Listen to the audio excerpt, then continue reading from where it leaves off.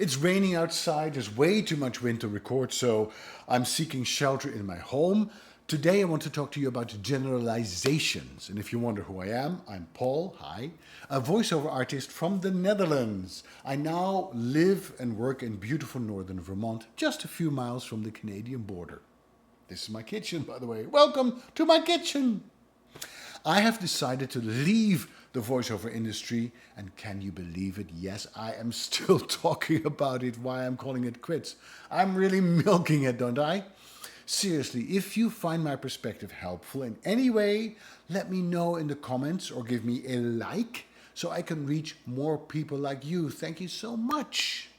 Throughout my videos, you've heard me talk about the voiceover industry and the voiceover community. In fact, I've been painting with some broad strokes to get my points across, and there's a danger in doing that. Life is simply too complicated and too rich to capture in all its details, don't you agree? Especially on social media, where everybody, another generalization, has the attention span of a goldfish. Anyway, no matter how thinly you slice the cheese slicer, yes, I have props today again, there will always be two sides, and if your knife is sharp enough, you'll be able to cut that one slice into even smaller bits as well. By definition, generalizations create distortions based on deletions because information is always left out and twisted to serve a certain purpose. For instance, when I spoke of voiceover conferences as being echo chambers offering more of the same, I know that that is not 100% true. It's not. I've presented at quite a few of them, and I know most of the organizers personally.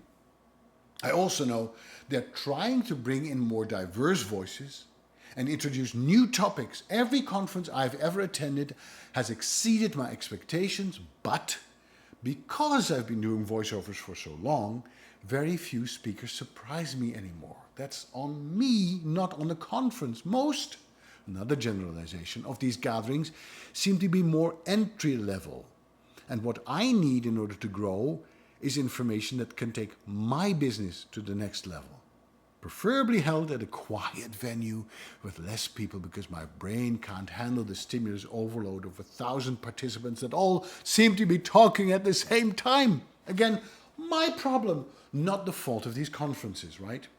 So when I talk about the voiceover industry or the voiceover community, I'm like a politician who's talking about the economy. Think about that for a moment. Is it ever possible to capture something as complicated and always changing as the economy in one word? When you really think about it, most words are generalizations in and of themselves. And the meaning of these words is ultimately in the mind of the beholder, not in the dictionary. Having said that, I do want to talk about the voiceover community because in my perception, things have changed in a not so positive way. Let's start here. In my experience, the colleagues I've met online and in person are some of the nicest, most generous, and most supportive professionals I have ever met. Some have become my friends, dear friends.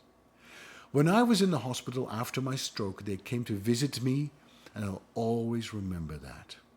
But as in any community, there are a few rotten apples, and quite a few people think I am one of those rotten apples. Why? Because I have an opinion.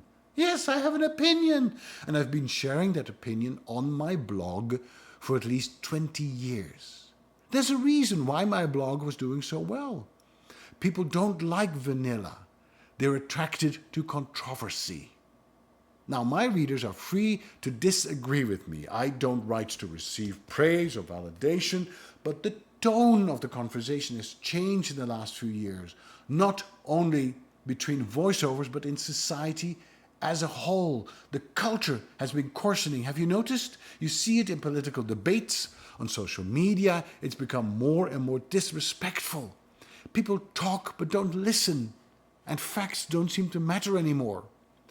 Rather than challenge my viewpoints using facts and logic, I have been bullied, I have been called names, and my motives have been questioned and distorted by people who don't even know me or care to get to know me. The anonymity of the internet gives these commentators an opportunity to lash out and escape accountability. And when they come after me, very few colleagues, very few, speak up on my behalf. No one wants to get burned, I get it. Here's what you need to know. When I see certain things that could be improved upon, I point them out, not to hurt, but to help. I believe that every person, every organization, every group, and every society benefits from people pointing out the flaws so they can be fixed.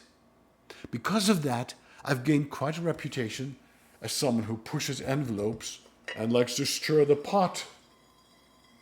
Part of me is proud of that reputation. Those who wish to be heard have to speak up, and I'm not afraid to do so. But as I said, it comes at a price. So if you willingly go to a place where you might get slapped in the face for expressing what you believe in, would you return to the place again and again and again to receive more slaps? You know what? I am not afraid to debate, but I refuse to be insulted. To be continued.